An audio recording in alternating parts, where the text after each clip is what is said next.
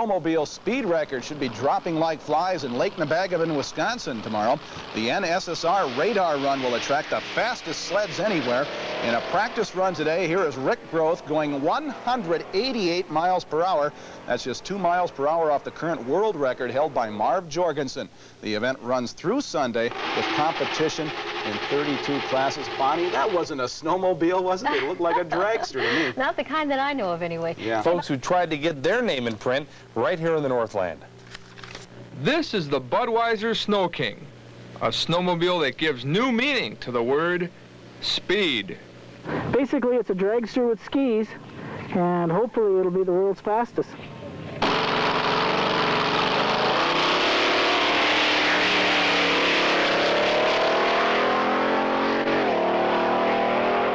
You're witnessing a trial run of 188 miles per hour. That's right, 188. That's just shy of the world record mark of 190. So where's this taking place? Well, it's Lake Nebagavan, site of the first annual National Snowmobile Speed Runs. The tour stops in Coleraine this weekend, the second of 6 tour stops this year, in a sport with rapidly growing interest. This is pure technology. It's most of the people that are racing their sleds have built their sleds, designed their sleds, engineered their sleds, so tuned their sleds. There's very few hands-off type drivers. Most of them are doing all their own work. So it's their concept of what will be the very best, and then they go out and they build it, they put it together, and they drive it. Speed is definitely the name of the game in this competition. Behind me is one of the reasons why this is called the fastest show on snow. There are 32 classes in the NSSR, with the top speeds occurring in the unlimited class. And due to the newer and better equipment, the speeds are increasing weekly. You don't have any asphalt to hook your tires to or whatnot. We drive off of tracks and off of spikes that are through the tracks. And it depends on basically how hard the ice is, how much power you can put to that ice. That power gets up to 1,800 horsepower. It's man and his machine against the clock. So what kind of person does it take to get behind the wheel? It takes somebody a little bit special, somebody that wants to climb in there and go 200 miles an hour on the ice. I'm sure there's a lot of people that would like to try it and do it, and there's a lot of people that probably could. Mine drives like a Cadillac on a Sunday afternoon. With photographer Ted Pellman at Lake Nebagavan, Greg Mattson, Eyewitness Sports. Well, Bonnie, that's one Cadillac I'm glad I've never had the pleasure of riding on. Yeah. Sounds like 200 on the ice is a little bit dangerous for my blood, but these guys do it and do it well. Yeah. Say now. Inside the Bud Sno King, ready to make his first run of the day. These drivers, of course, allowed 4 runs. Speed there is 78, 960, 78, 264 that last run.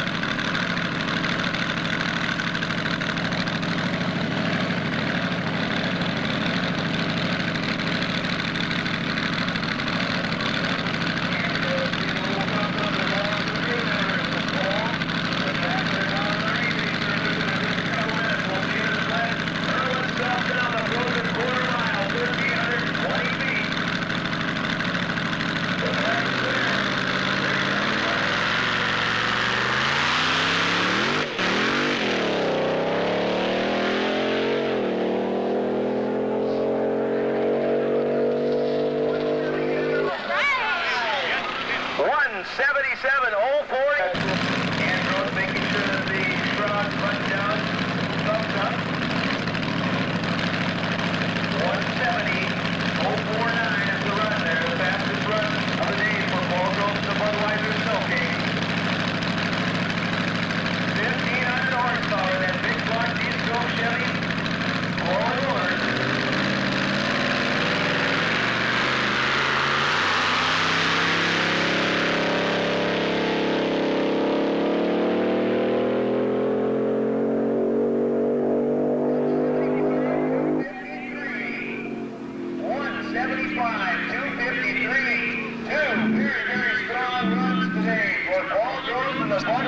Sno King, and he's got 2 runs to make with 2.5 hours left. You can be sure these guys are going to be working hard. Any guys going fun, Paul Groth.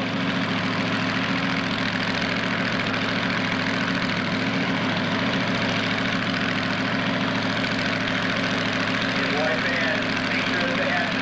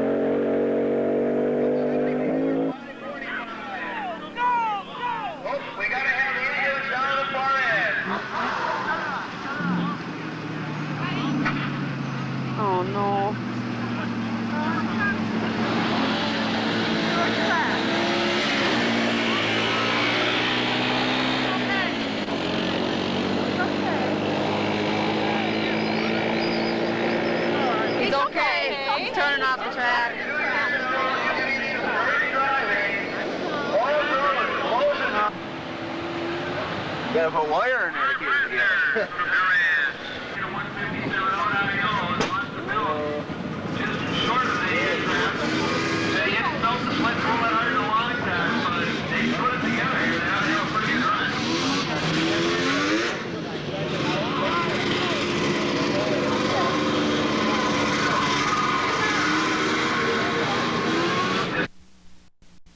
NHRA today.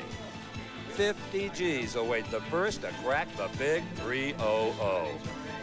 A visit to the Florida home of the two-wheel title holder. The top alcohol trial of a Texas attorney.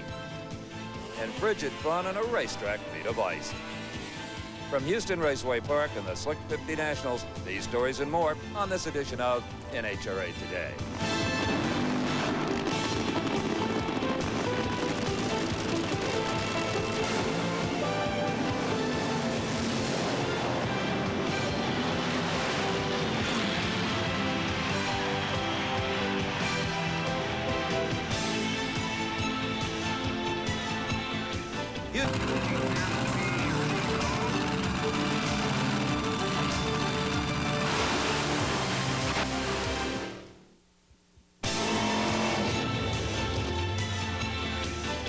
Welcome back, y'all, to NHRA Today. You know, we talked earlier how changeable the weather can be here in Texas in March.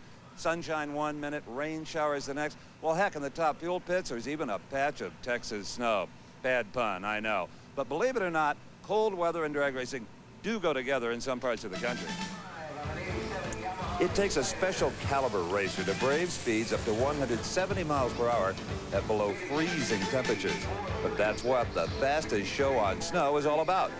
World record holders and hopefuls gathered from various snowbelt cities for the National Snowmobile Speed Runs at Lake Independence in Loretto, Minnesota. This particular event is a season opener this year. It's late.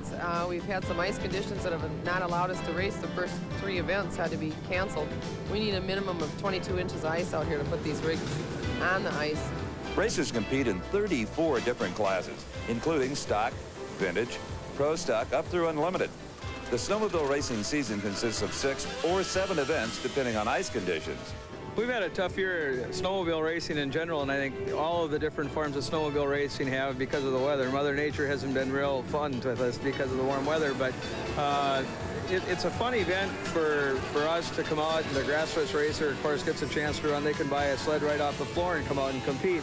Cold temps don't seem to hinder this group. Although the skies were clear, race day thermometer readings never got above 15 degrees. You know, the suits are leather and you got your helmet on and stuff. You never even get cold until you're down the other end waiting for somebody to come and get you. It's so quick you don't even really feel it. Stand out here enough, you get used to it. But look on the bright side. Could be colder. The cold didn't stop hundreds of spectators from coming out either, and they were dressed to weather the weather. Not all the machines here look like your typical snowmobile. In many of the Alderson stock classes, the sleds run on a tread with metal picks to enhance traction on the slick shaved ice surface. As with all speed sports, safety is a major concern. We've gone through a lot of work to make sure that the driver and the spectators involved in this type of sport are protected. Drivers are tethered with elastic to the machine, and if for any reason he leaves the machine, the tethers shut it down, disengaging electrical and fuel systems. In many classes, a personal parachute is required, which pulls the driver away from the machine and deploys the main chute. All sleds are equipped with a 1/4-inch guard to deflect ice chunks. And some participants bring more than one sled. Kathy Anderson competes in 3 different classes. The Pro Stock is an 800, Polaris, and the Super Stock is a 650, and the Vintage is a 340, all Polaris. Kathy placed 3rd in Pro Stock and set a record in Class 2 Super Stock at 121.17 miles per hour. NSSR restructured rules at the end of last season, requiring all sleds to be powered by snowmobile engines. We arranged a lot of classes last year because of the manufacturers and industry building bigger machines. When we went back to smaller motors, we went to 1,000 feet. The changes affected Budweiser Sno King driver Paul Groth, who made several exhibition runs during the event. This familiar-looking ride was formerly a top alcohol dragster. His best speed for the day, 177 miles per hour. The track is excellent. It's nice and smooth. It's a little bit on the short side. The shutdown area is a little bit tight, but the machine's running really good. And even if the rule changes mean an end to competing with this sled, Paul is anxious to continue pursuing a record in the class under new rules. Currently, we're working on an unlimited sled. It'll have 4 Yamaha VMAX 4 engines. Those are snowmobile engines. The former unlimited class record holder, Marv Jorgensen, has moved into the pro stock class, giving 1991 pro stock champion Jim Dimmerman some tough competition. I set the record on that last run of 130.3, and I had a run earlier that was 128, which is good enough for a backup. So the record is there if no one else beats it. Jorgensen won the pro stock class and set a record of 130.51 miles per hour. None of us went real fast, but I'll take the 130 and the win and the record, I guess. Whether you call it a need for speed, a quest to be the best, or just a run for fun, the snow drag racers share a common bond of competition with their asphalt counterparts. Now you'd think with all that snow they'd use a Christmas tree to start the races. But still, 170 miles an hour on ice, that's pretty darned exciting. And that's all the time we have for this week's show. For Dave McClellan, Bob Fry, and Don Garlitz, I'm Steve Evans. I think I'll wander over to the Pro Stock bike pits and see if they like that concept of the personal parachute. See you here next weekend on TNN with highlights of the Slick 50 Nationals. NHRA Today has been sponsored by Castrol GTX, engineered for today's smaller cars. And hot rod is a simple one. You take the most powerful engine you can and stuff it into a lightweight package. And I guarantee you'll go faster. Over the years, engines like this Authy were designed and built solely for the purpose of going faster. And in just a few moments, we'll see that that same hot rod formula applies to snowmobiles.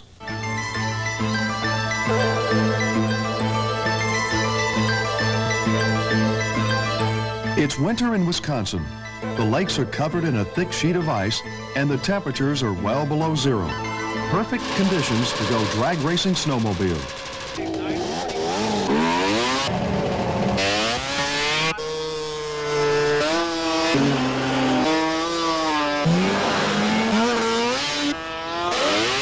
Folks in the frozen north have been racing their sleds since the 70s.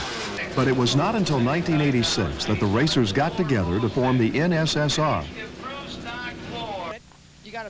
Meg Greenhaw, known affectionately as the Dragon Lady, is the president.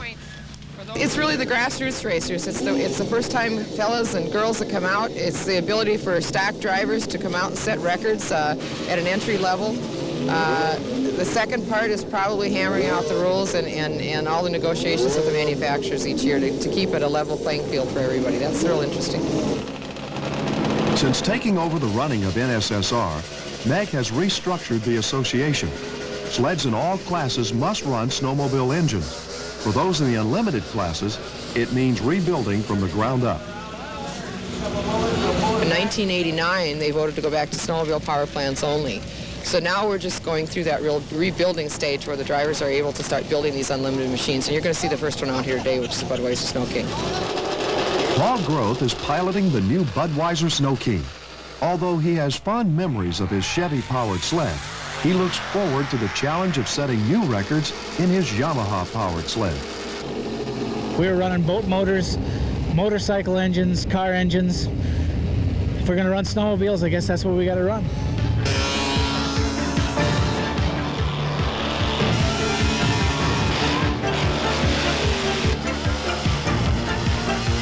Making and breaking records is largely dependent on the state of the track, which more often than not is a frozen lake. Small temperature changes not only affect the surface of the lake, but can pose a safety hazard. Will the whole return lane hold the Sno King? I'm going to check that now. Yeah, go all down the return. Go down the return lane this way. Go down the return lane this way and come back in and see if you can cross over.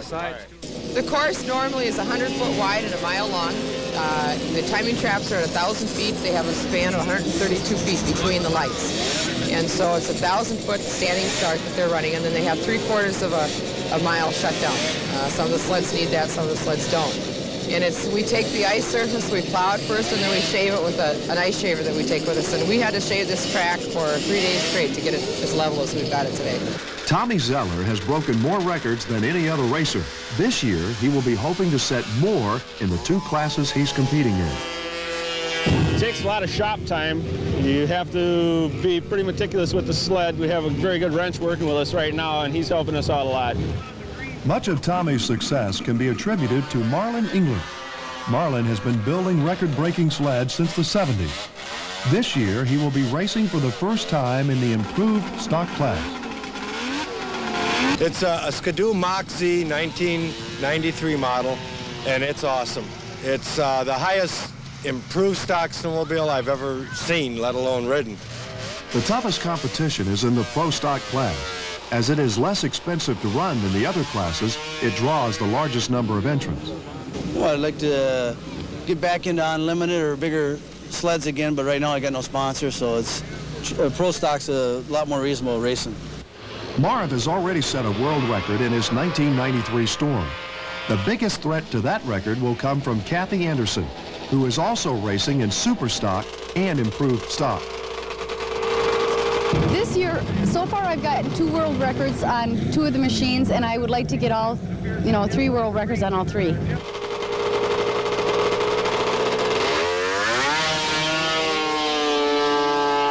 Anderson with a great run, that first run of pro stock. She's tying the world record of Barb Jorgensen at 132.515. She's got enough to back it up.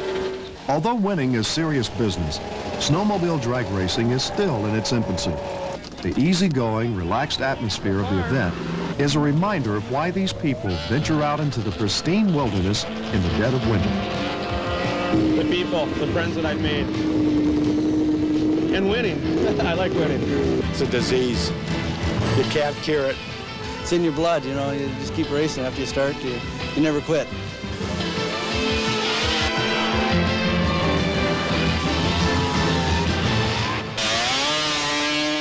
When we come back, once a year the thunder of NASCAR racing is replaced with the echoing voices of auctioneers, the smooth purring of classic cars, and the joy of shopping a swap meet. It's the Auto Fair at the Charlotte Motor Speedway. This is the Budweiser Sno King, powered by Yamaha. When it came to selecting engines for the machine out to set a new world speed record, the choice was easy. 4 VMAX 4 engines. Only Yamaha builds its own engines. No manufacturer has the quality, reliability, or smooth operation of Yamaha.